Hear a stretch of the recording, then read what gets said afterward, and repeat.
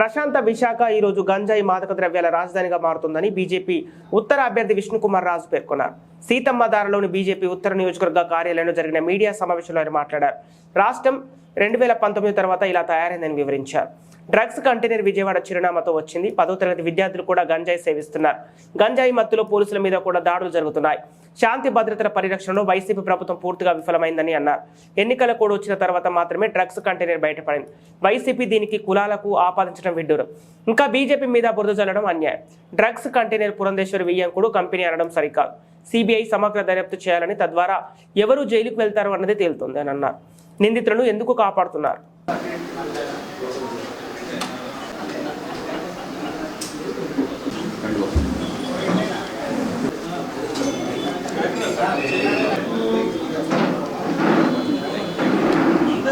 Sir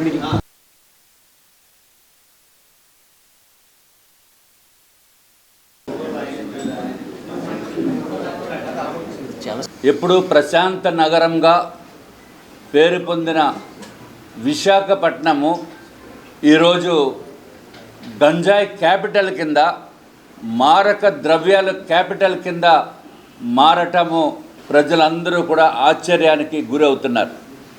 ఇదంతా కూడా 2019 సంవత్సరం తర్వాత జరిగిన పరిణామాలను మీరు చూస్తే ఈ ఆంధ్ర రాష్ట్ర ప్రభుత్వము, జగన్మోహన్ రెడ్డి గారి నేతృత్వంలో నడుస్తున్న ప్రభుత్వము ఏ విధంగా ఉంది అని చెప్పి ప్రజలందరూ కూడా ఆశ్చర్యపోతున్నారు. ఎక్కడ భారతదేశంలో ఈ మారక ద్రవ్యాలు కానీ, గంజాయి కానీ ఎక్కడ దొరికినా అది మూలాలు మాత్రము ఆంధ్ర రాష్ట్రం నుంచి వస్తున్నాయి. భారతదేశం మొత్తం మీద కూడా ఇదివరకు ఇతర రాష్ట్రాల్లో దొరికిన పెద్ద కన్సైన్మెంట్ కూడా మన రాష్ట్రంలో ఉన్న విజయవాడ అడ్రస్ నుంచి రావటం అనేది ప్రజలందరికీ తెలుసు. కానీ తర్వాత మన రాష్ట్ర ప్రభుత్వము యాక్షన్ తీసుకుంటాము, చర్య చేపడతాము అని చెప్పినట్టుగా చెప్పడమే జరిగింది. కానీ దాని తర్వాత ఆ కేసు ఏమైందో కూడా ఎవరికీ తెలియనటువంటి విషయం. అట్లాగే ఇంకా ఆశ్చర్యకరమైన విషయం ఏంటంటే, ఈ మధ్య కాలంలో ఎక్కడ చూసినా 10 సంవత్సరాల వయసు ఉన్న పిల్లలు కూడా, 10వ తరగతి చదువుతున్న పిల్లలు, 10 సంవత్సరాల వయసు కాదు, 10వ తరగతి చదువుకున్న పిల్లలు కూడా గంజాయికి అలవాటు పడుతున్న విషయము అది వాస్తవం.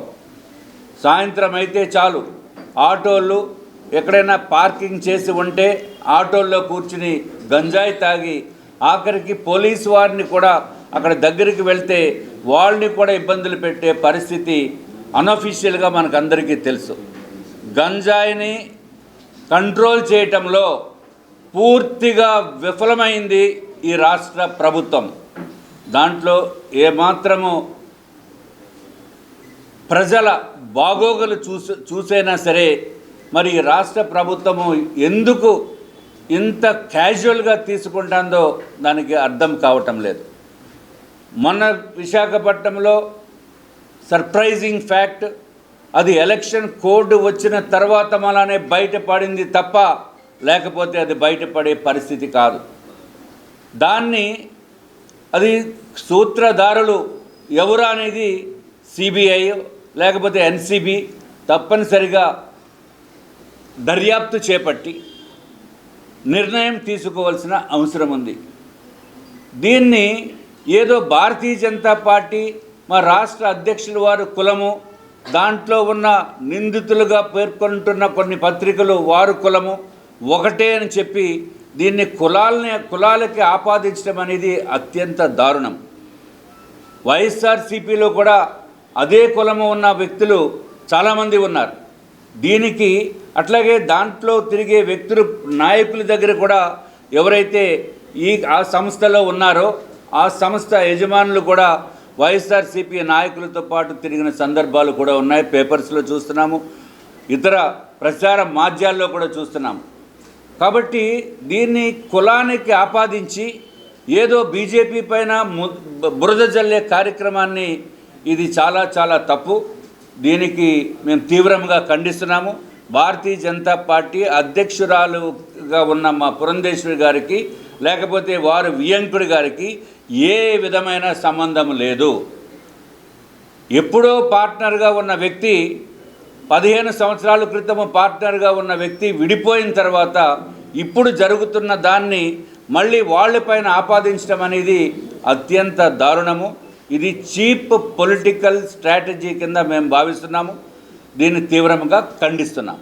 అట్లాగే కేంద్ర ప్రభుత్వ సంస్థలు కూడా దీనిపైన తగిన రీతిలో స్పందించవలసిన అవసరము ఉంది. జగన్మోహన్ రెడ్డి గారు దీన్ని వారు అనుయాయులు కూడా దీన్ని తప్పుడు మార్గంలోకి తీసుకుని వెళ్ళే పరిస్థితి మనకు అందరికీ తెలుసు. తీసుకుని వెళ్ళే ప్రచార మాధ్యాలు వారు పేపర్స్లో వారు ప్రచార మాధ్యమంలో ఇవన్నీ విపరీతంగా ఏదో మాకు అంటగట్టేదానికి పూర్తి ప్రయత్నము చేయటం అనేది ఇది బాధాకరమైన విషయము.